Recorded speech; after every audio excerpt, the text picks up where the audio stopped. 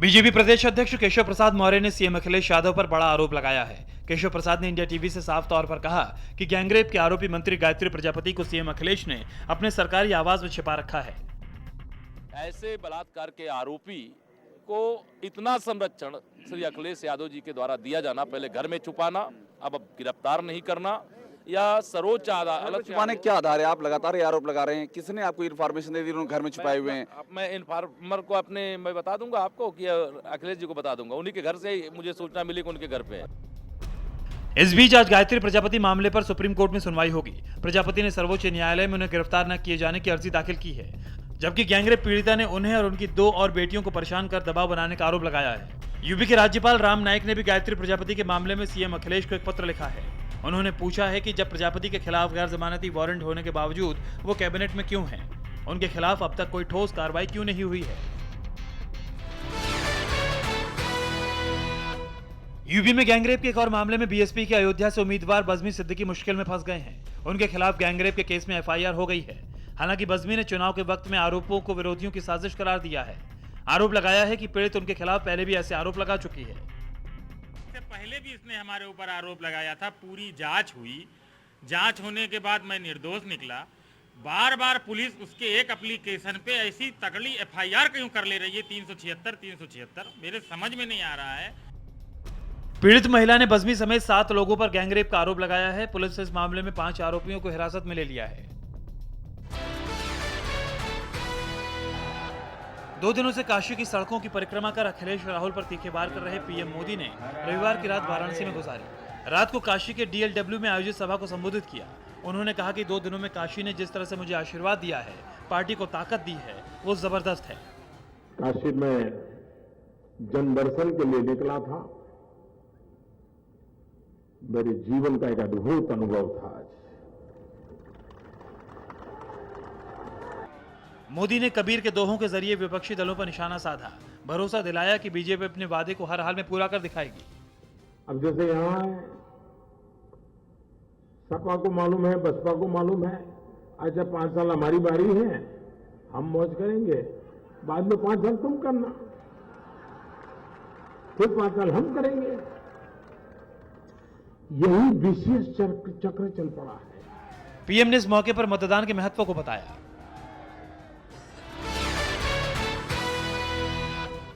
वाराणसी में पीएम नरेंद्र मोदी अपने वीकेंड जन दर्शन शो में एक बार फिर जोश से भरे नजर आए। दूसरे दिन के रोड शो में पीएम ने काशी की सड़कों पर 4 घंटे की परिक्रमा की, काशी विद्यापीठ में रैली की और एसपी बीएसपी पर तीखे हमले किए।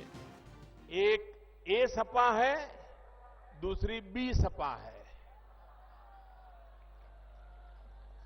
ए सपा अखिलेश समाजवादी पार्टी है, बी सपा बहुजन समाज पार्टी है। भाइयों बहनों, ये एक ही थाली के चट्टे बट्टे हैं।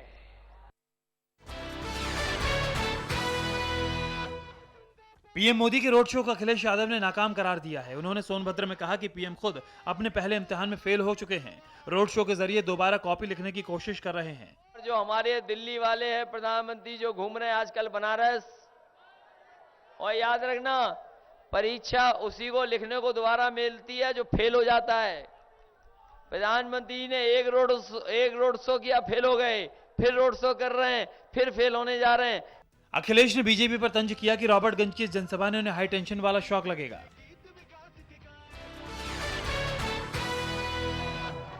यूपी के जौनपुर और सोनभद्र में राहुल गांधी ने भी जनसभा की। पीएम मोदी पर हमला किया। कहा बनारस ने देखा कि गंगा मां एक ही बेटा है जो गुजरात से आया है, जो बहुत अच्छे वादे करता है। उसे पीएम बनाने पर भी हुआ कुछ नहीं। अब पहले की तरफ फिर सौदा हो रहा है। गंगा मां काम चाहती हो तो पहले मुझे प्रधानमंत्री बनाओ। अगर प्रधानमंत्री नहीं बनाया तो बेटा गंगा मां के लिए कुछ नहीं करेगा। राहुल ने भी पीएम की जनसभाओं पर तंज कसा। कहा पीएम की हालात पुरानी डीजल गाड़ी जैसी है, गाड़ी चल नहीं रही है, इसलिए उन्हें यहां आकर बार बार स्टार्ट करना पड़ रहा है। बीजेपी सांसद शत्रुघ्न सिन्हा ने पीएम जैसे बड़े पद पर आसीन शख्सियत के रोड शो को बेहद खतरनाक तरीका बताया है। उन्होंने ये भी कहा कि ऐसा करना खुद पर भरोसा ना होना और बेचैनी की ओर भी इशारा करता है। इस तरह का मार्च, इस तरह का रोड शो कितने खतरे को मोल लेते हुए, क्या जरूरत है, कौन लोग हमारे एडवाइजर्स हैं जो इतने लाखों के बीच में हमारे सर्वप्रिय, लोकप्रिय या यूं कहूं हमारे प्राइम मिनिस्टर को उतार दे रहे हैं। अगर कल कोई खतरा हुआ, कुछ हुआ, उसका कैसा परिणाम भुगतना पड़ेगा हम तमाम लोगों को, समाज को, सरकार को, देश को। क्या इसकी चिंता किसी को नहीं है? साथ ही साथ ये किसी किस्म के डेस्परेशन की भी का भी संकेत देता है। शत्रुघ्न सिन्हा ने पूछा, अगर जीत का भरोसा है, आपके पास स्टार कैंपेनर्स हैं, जलेबी वाले नेता हैं, जो तामझाम का मतलब क्या है?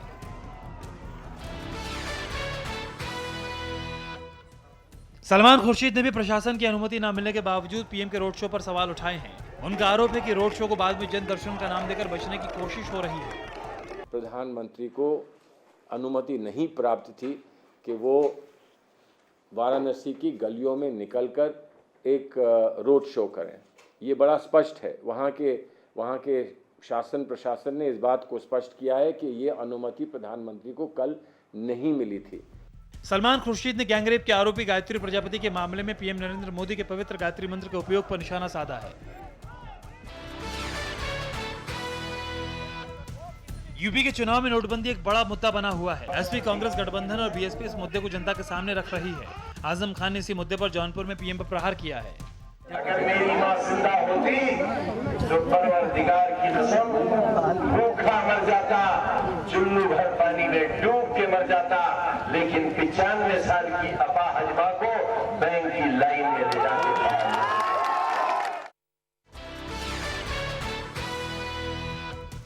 यूपी में आज 7वें और आखिरी चरण के चुनाव प्रचार का शोर थम जाएगा। सभी दलों ने अंतिम दौर प्रचार की जबरदस्त तैयारियां की हैं। 8 मार्च को अब 40 सीटों के लिए मतदान होगा। पीएम मोदी आज भी तीसरे दिन भी वाराणसी में चुनाव प्रचार करेंगे। सुबह 10 बजे वो गढ़वा आश्रम जाएंगे। रामनगर में पूर्व प्रधानमंत्री लाल बहादुर शास्त्री को श्रद्धांजलि देंगे। 11:30 बजे रोहनिया में जनसभा करेंगे। सीएम अखिलेश यादव आज जौनपुर में प्रचार करेंगे।